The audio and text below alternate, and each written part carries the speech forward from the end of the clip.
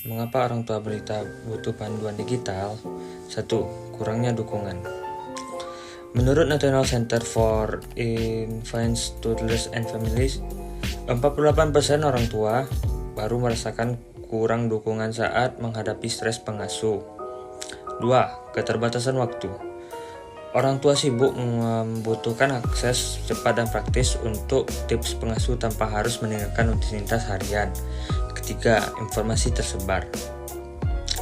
Tantangan menemukan informasi parenting yang tersebar, tidak terstruktur, dan tidak selalu sesuai dengan kebutuhan spesifik. Tantangan utama orang tua balita. 1. Mencari informasi terpercaya. Kesulitan orang tua menemukan sumber yang kredibel, mudah dipahami dan sesuai dengan tahap perkembangan anak mereka. 2. Waktu terbatas. Tidak adanya waktu yang cukup untuk membaca buku parenting lengkap atau mengikuti kelas pengasuh yang memakan waktu. Ketiga, kecemasan sehari-hari.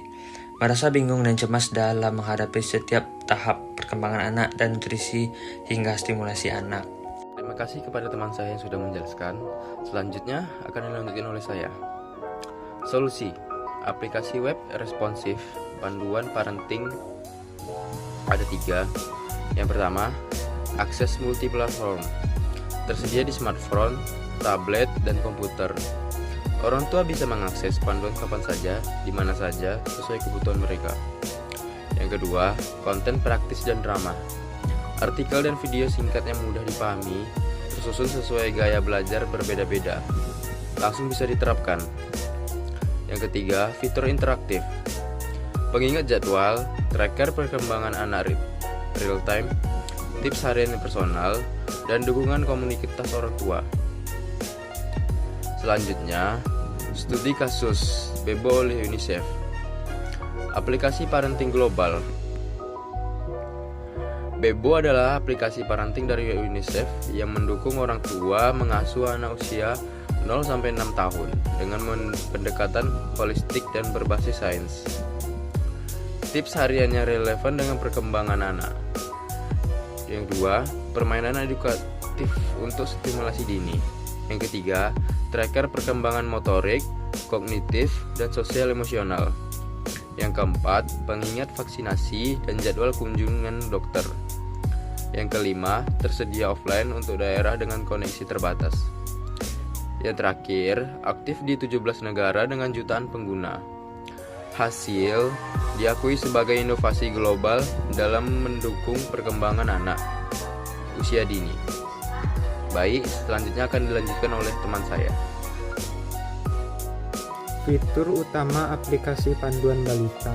Yang pertama, konten edukatif, artikel dan video singkat tentang nutrisi optimal, simulasi perkembangan kesehatan anak, dan 3 krisis pengasuhan. Yang kedua, ada di tracker milestone, pantau perkembangan motorik kasar, halus, bahasa kognitif, dan sosial emosional anak secara visual dan tekstual. Yang ketiga, ada peningkatan kesehatan, notifikasi otomatis untuk jadwal imunisasi, kunjungan dokter, pemeriksaan berkala, dan pencegahan penyakit. Yang keempat, ada komunitas orang tua, yaitu forum atau grup untuk berbagi pengalaman, bertanya, dan mendapatkan dukungan dari orang tua yang memiliki pengalaman serupa. Untuk proses pengembangan aplikasi, yang pertama, riset pengguna mendalam, wawancara dan survei dengan orang tua balita untuk memahami kebutuhan nyata serta poin preferensi mereka dalam menerima informasi penting. Yang kedua, ada di desain UI UX yang user-centric, merancang antarmuka, instruksi mudah dinavigasi, ramah untuk semua tingkat literasi digital dengan fokus stabilitas.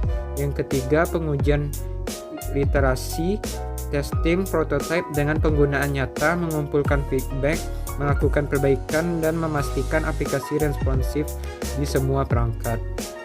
Dampak positif aplikasi panduan parenting ini, yang pertama ada di kepercayaan diri orang tua, meningkatkan keyakinan dan kepercayaan orang tua dalam menghadapi setiap tantangan pengasuhan balita dengan informasi yang penting.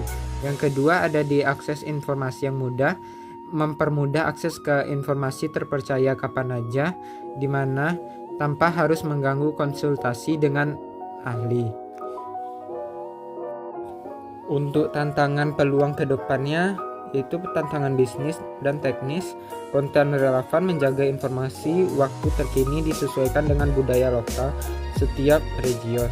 Yang kedua ada di data privasi, melindungi data sensitif keluarga dengan inskripsi tingkat tinggi komplit regulasi.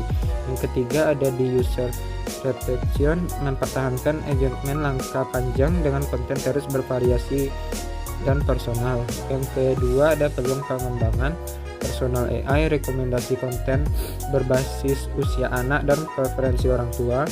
Yang kedua ada integrasi ahli, kolaborasi dengan dokter anak, psikolog, dan lembaga untuk kredibilitas. Yang ketiga ada fitur lanjutan, video call konsultasi dengan ahli, argumen reality untuk aktivitas bermain. Untuk kesimpulannya, yang pertama ada solusi efektif terbukti.